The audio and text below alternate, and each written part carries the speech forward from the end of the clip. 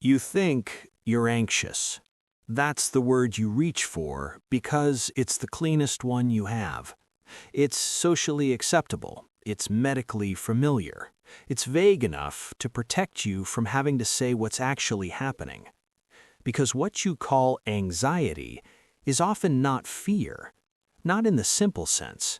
It's not, I'm scared of this event, or I'm worried about that outcome. It's something colder. It's the sensation of being observed, even when you're alone. And the disturbing part is that you can't always name who is watching you. Sometimes it feels like people. Sometimes it feels like society. Sometimes it feels like a specific person you've disappointed, or a group you never quite earned your place in. But most of the time, it doesn't have a face. It doesn't have a voice you can identify. It's just a pressure, a quiet tightening in the body that says, behave. A subtle readiness that says, don't relax too much. A constant scanning that says, don't be careless. And you've lived with it long enough that you stopped calling it surveillance. You started calling it personality. You started calling it maturity. You started calling it discipline. This channel doesn't teach, it reveals. And what it reveals here is not flattering, not comforting, and not meant to be. Because if you've been living inside this mechanism for years, comfort is part of the trap. Comfort is the story you tell yourself so you don't have to name the thing that's actually controlling you. The villain is not you. The villain is the internalized gaze, the gaze you swallowed so completely that it now speaks in your own tone. You know what it feels like. It shows up in small moments. You're alone, and you start writing a message. Nothing important, not life-changing, not high stakes, and you still rewrite it. You delete a sentence, you soften a word, you rephrase an emotion, you add a smile, you remove the part that sounds too certain, too raw, too direct. And while you're doing it, you tell yourself you're being considerate. You tell yourself you're being clear. You tell yourself you're being polite. But if you look closer, you'll notice something else underneath. A fear of being perceived incorrectly. A fear of being framed.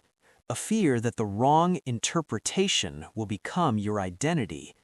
So you don't just communicate, you manage how you appear. And you do it automatically. You do it in conversations, in texts, in emails, in silence. You do it even when the other person isn't powerful, isn't cruel, isn't likely to punish you. Because the mechanism doesn't care who the other person is. It cares about the possibility of judgment. Possibility is enough. Possibility is what trained you. That's why the body tenses before anything bad happens. That's why you feel uneasy before you even know why. It's not a reaction to reality. It's a reaction to being watched. Or more accurately, a reaction to the belief that you could be watched. And Michel Foucault noticed something that most people avoid because it removes a comfortable fantasy. The fantasy that power is always outside of you, that control is always a person, a rule, a system, invisible authority. Foucault observed that power becomes most effective when it stops looking like power, when it becomes invisible, when it becomes normal, when it becomes your own self-regulation, when it no longer needs to threaten you from the outside because you have already learned to threaten yourself. There's a specific kind of pain that lives inside this. It's not dramatic. It's not the pain of obvious trauma. It's the pain of never being fully off duty. The pain of never feeling like you're allowed to just exist without being evaluated. You can be in your room, behind a locked door, in the quietest hour of the night, and still feel like you have to justify your rest. You can have a peaceful day and still feel wrong, not because something happened, because nothing happened, because you aren't producing evidence of worth. So the body whispers, prove it. Prove you're good. Prove you're responsible. Prove you deserve the oxygen you're taking. And maybe you don't consciously think those sentences, but you feel them. You feel them as tension. You feel them as a low-grade guilt that doesn't attach to any specific mistake. You feel them as the need to correct yourself before anyone else can. You feel them as the inability to relax without a reason. This is where most people misunderstand the problem. They think it's low confidence. They think it's overthinking. They think it's caring too much what people think. But that framing makes the spectator the villain. It implies the person is weak, fragile, overly sensitive, mentally undisciplined. That's not the frame here. The frame is, you were trained. You were conditioned. You adapted to a world where perception had consequences, where being seen the wrong way could cost you safety, belonging, affection, status, or peace. So you learn to preempt judgment. And preempting judgment is not a character flaw, it's intelligence, it's survival. The tragedy is what happens when survival becomes your permanent personality. Look at the moments you call anxiety. It's before speaking up, before asking for what you want, before resting, before enjoying something without earning it first, before being direct, before being yourself in a way that might not be approved. And the feeling isn't, I'm afraid. The feeling is, I'm about to be exposed. Exposure is the key word. Because the gaze makes you feel like your interior is always at risk of being turned outward and evaluated. So you protect yourself with editing. You protect yourself with performance. You protect yourself with being reasonable. You protect yourself with being good. And Foucault would say, the elegant prison is the one that convinces you you're choosing it. You choose to be careful. You choose to be polite. You choose to be controlled. You choose to be normal. And you call that choice freedom. But notice how it feels in your body. Freedom doesn't feel like constriction. Freedom doesn't feel like a constant internal audit. Freedom doesn't feel like you're walking on a floor that might collapse if you step wrong. That feeling belongs to a different architecture, an architecture built around visibility, around valuation, around normalization. Foucault noticed that modern societies don't just punish people for doing wrong. They produce a model of what is right. Not in the ethical sense, in the normal sense, the acceptable sense, the measurable sense. And once that normal exists, it becomes a silent standard, a background ruler, a quiet grid that everything is compared against. You don't need a person to shout at you. You don't need a police officer to stand in the room. You only need the fear of being outside the standard.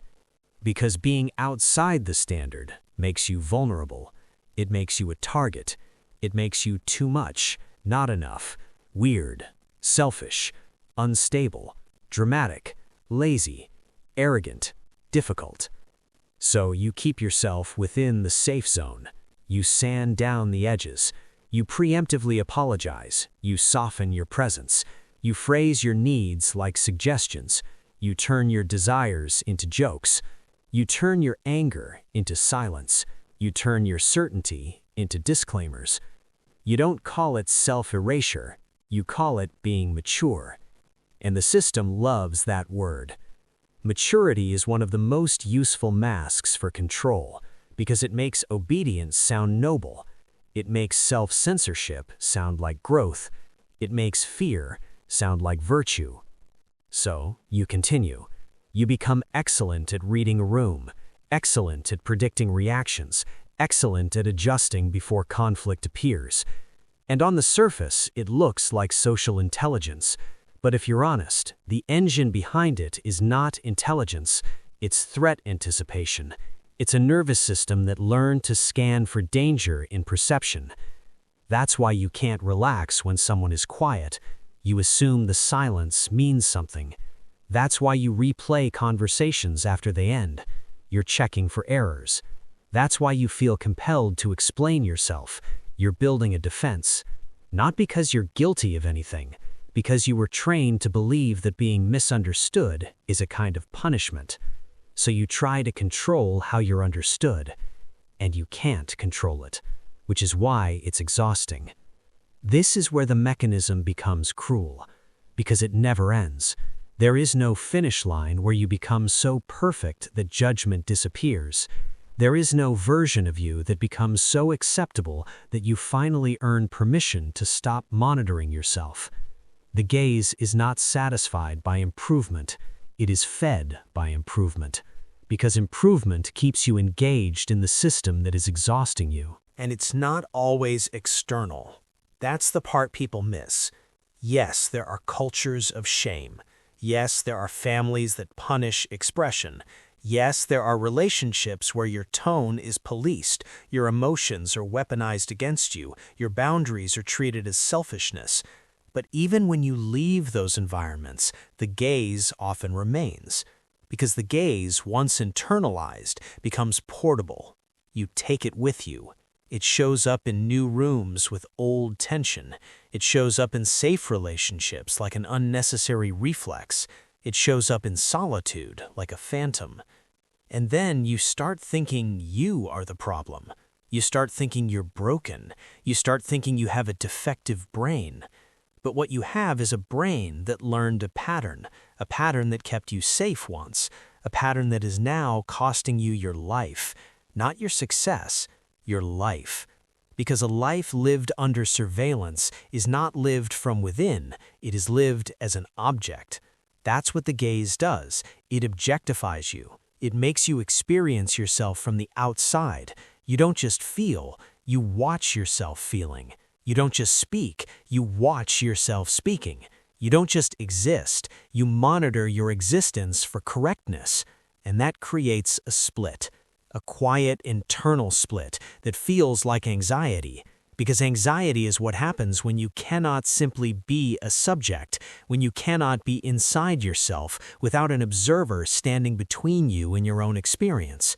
So you can be doing something you enjoy and still feel restless because part of you is not in the experience. Part of you is watching the experience and judging it. Is this productive? Is this respectable? Is this what a good person does? Is this a waste? Is this childish? Is this selfish? And the most insidious part is that these questions often feel like morality. They feel like conscience. They feel like being responsible. But responsibility doesn't have that taste. Responsibility is a choice with clear values. What you're experiencing is compulsion. Compulsion to remain acceptable. Compulsion to remain uncriticizable. Compulsion to remain safe through performance. Foucault observed that once the possibility of being watched becomes constant, the person begins to regulate themselves.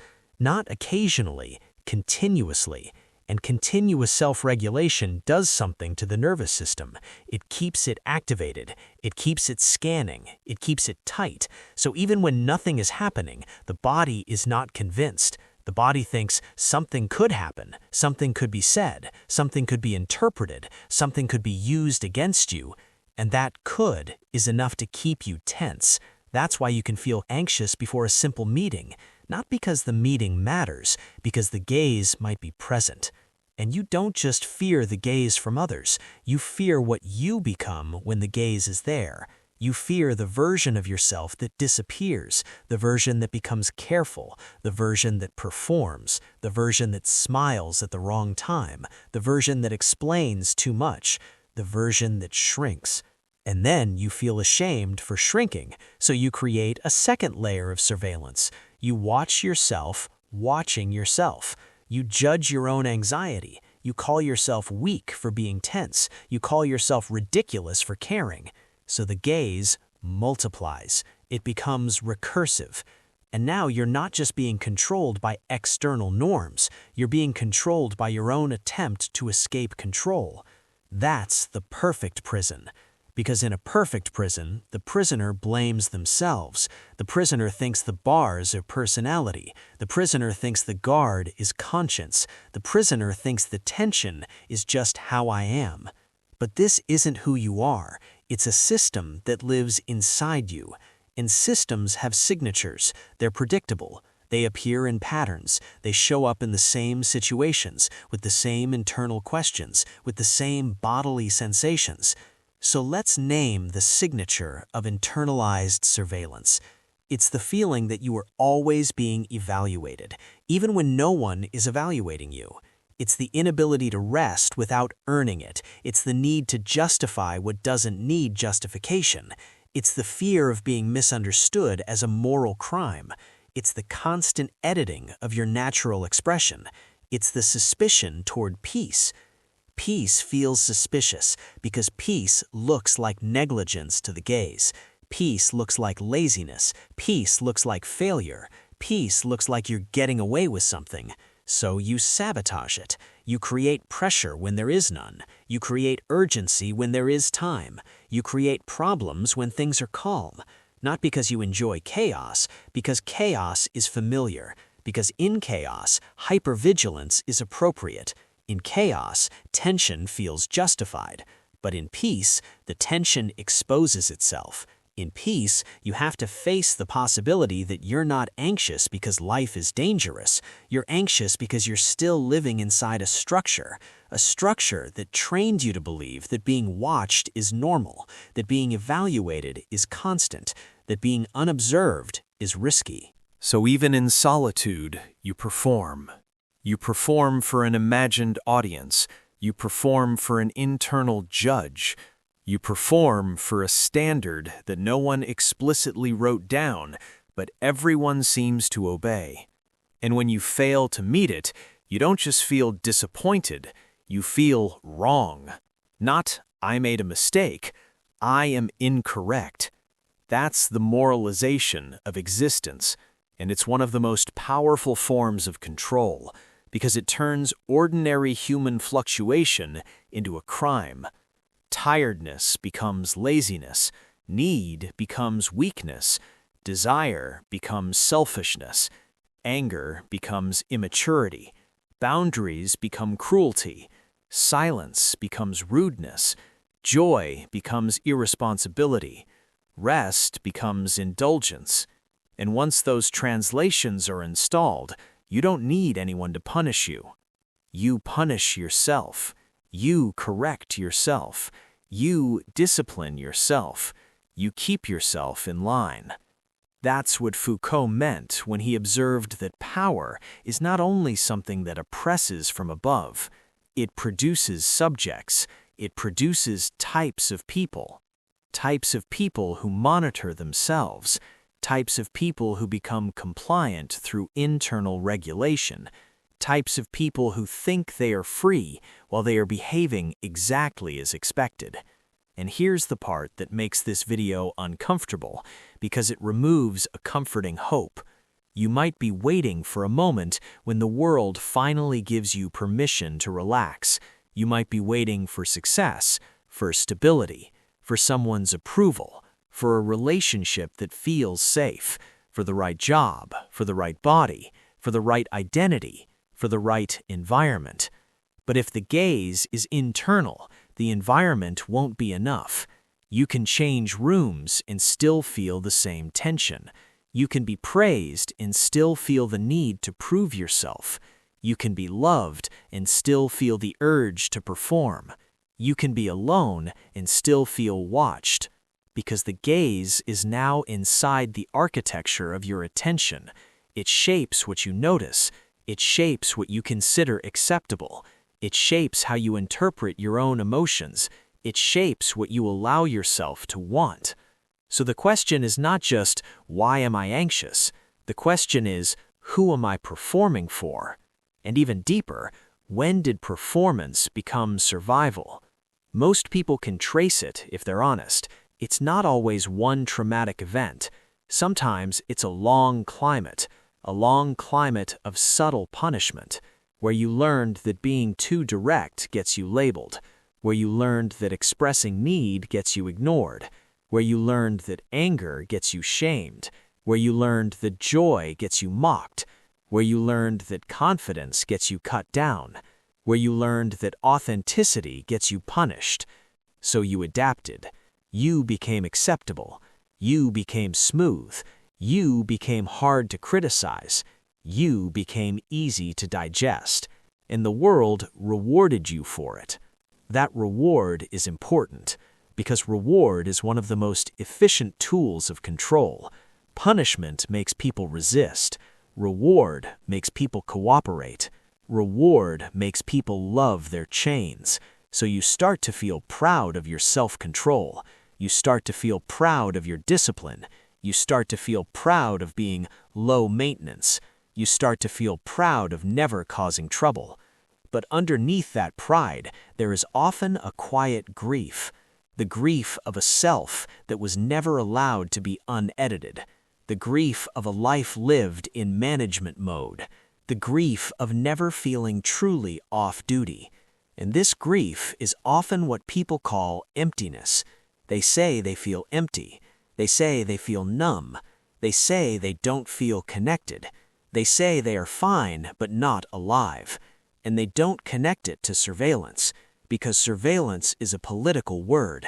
It sounds external. It sounds like cameras and police in institutions.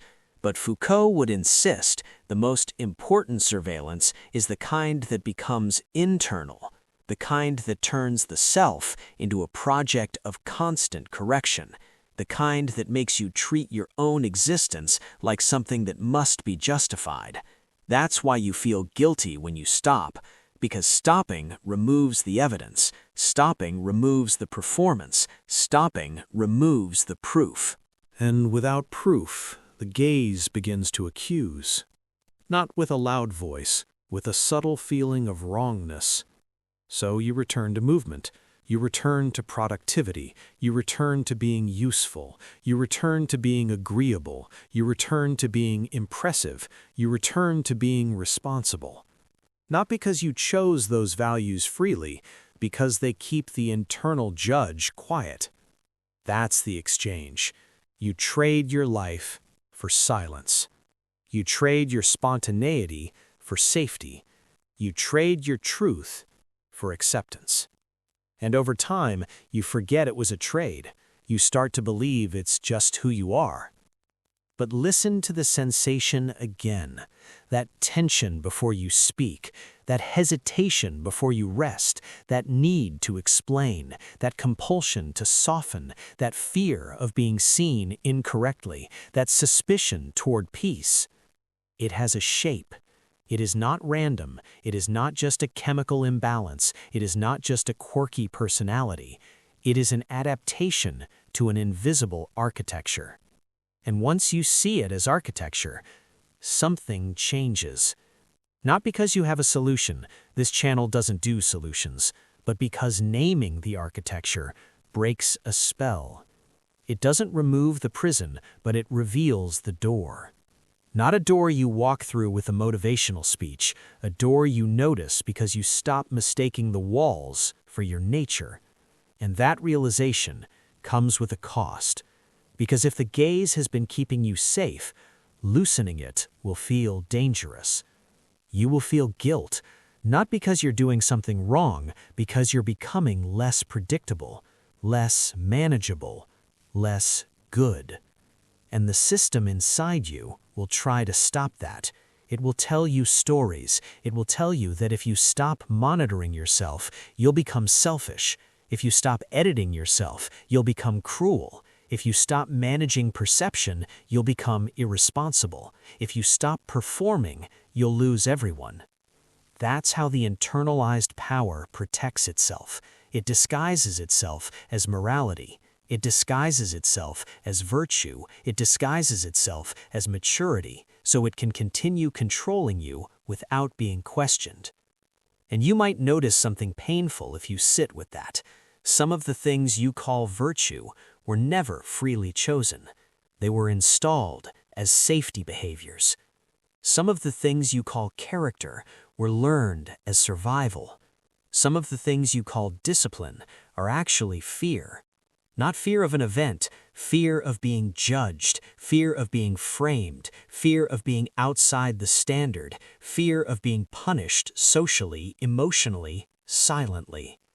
And that fear is not irrational in a world where people do punish each other through perception, through exclusion, through mockery, through withdrawal, through labeling, through the quiet removal of respect.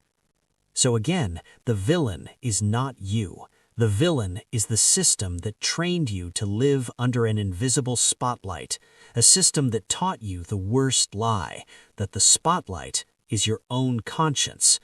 Because once you believe the spotlight is conscience, you defend it, you protect it, you identify with it, you think it's you, and then you can't escape it, because escaping it would feel like betraying yourself. That's how the mechanism becomes perfect. It turns control into identity. And identity is the hardest prison to leave, because leaving it is not just changing behavior, it's questioning who you are allowed to be. And that question is exactly where the body panics. Because the body remembers what happened the last time you were unedited, the last time you were too direct, the last time you said no, the last time you asked for something, the last time you showed anger, the last time you didn't smile, the last time you didn't explain, the last time you didn't perform. And whether the punishment was big or small, the nervous system learned the lesson. Be acceptable, be safe, be normal. So the mechanism continues, quietly, elegantly, even successfully. And people may admire you for it, they may call you composed, they may call you disciplined, they may call you mature, they may call you impressive, they may call you so stable. And you may smile, and inside, you may feel tired. Not because life is hard, tired because you're never off stage, even when the room is empty. So, here's the ending. Not advice, not redemption, not liberation, just a question that stays in the room after the video ends.